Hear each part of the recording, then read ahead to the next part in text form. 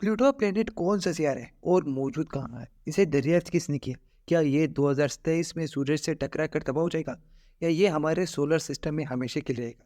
इस पर इंसानों का रहना मुश्किल है या नहीं? तो चलिए जानते हैं। खुशामदीद कहते हैं एक बार फिर से डब्ल्यू इफेक्ट में। आप तमाम तर दोस्तों की मशकूरी कि आपने अपना कीमती वक्त हमारी वीडियो को देखने के लिए निकाला। प्लूटो को 18 फरवरी 1930 को माहिर अमरीकी फल्कियात क्लाइड टॉम ने दरियाफ्त किया। प्लूटो हमारे पूरे सोलर सिस्टम का नौवां सितारा था जिस वक्त ये दरियाफ्त हुआ। प्लूटो के बारे में बहुत सी रिसर्च की मगर वो सब बेकार जारी थी क्योंकि प्लूटो के बारे में कुछ भी मालूम नहीं हो रहा था। इंटरनेशनल एस्ट्रोनॉमिकल यूनियन यानी IAU ने प्लूटो की हैसियत को घटाकर एक बौने सियारे की हैसियत दे दी थी क्योंकि इनके मुताबिक प्लूटो सिर्फ दो उसूलों पर काम करता है। एक ये गोल है और दूसरा ये सूरज के गिर्द चक्कर लगाता है। प्लूटो को सबसे सुस्त सियारा कहा जाता है क्योंकि प्लूटो अपना एक चक्कर सूरज के गिर्द तकरीबन 248 साल में लगाता है, जो कि अगर आम लफ्ज़ों में बोला जाए तो प्लूटो अगर 1930 से सूरज के गिर्द अपना चक्कर शुरू करे तो वो ये चक्कर 2178 को ख़त्म करेगा। जब IAU यानी बैनुल अक़वामी फल्कियत यूनियन ने प्लूटो की हैसियत घटा दी तो इनके मुताबिक प्लूटो सिर्फ एक चीज़ पर पूरा उतरता था और वो है इसका साइज। प्लूटो साइज में बाकी सियारों से बहुत छोटा था। प्लूटो पर हर साल बर्फ पड़ती थी। प्लूटो के अलावा बैरूनी निज़ाम शमसी में बहुत से दूसरे सियारे मौजूद हैं जो कि बर्फीले और बंजर हैं। इन सियारों की सतह की दर्जा हरारत -230 डिग्री सेंटीग्रेड है जहाँ पर जिंदगी नामुमकिन है।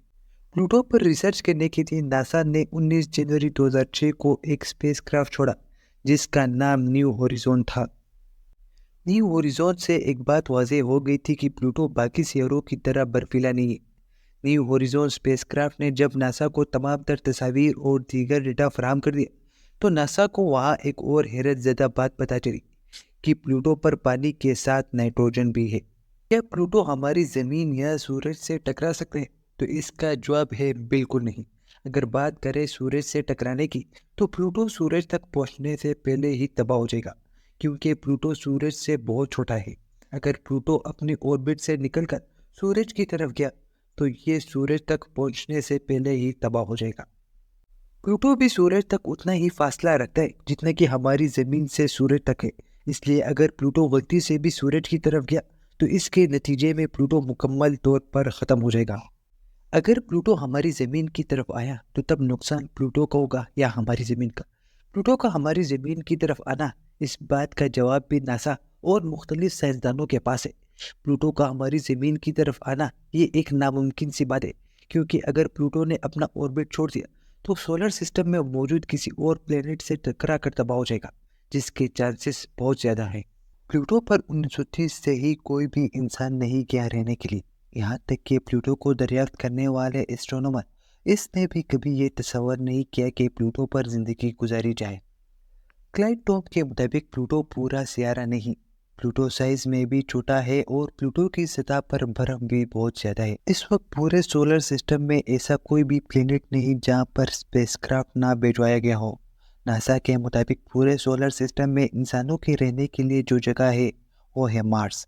मार्स पर अभी भी रिसर्च जारी है मगर नासा के मुताबिक ज़मीन के बाद मार्स ही वो प्लेनेट है जहाँ पर इंसानों का रहना मुमकिन है।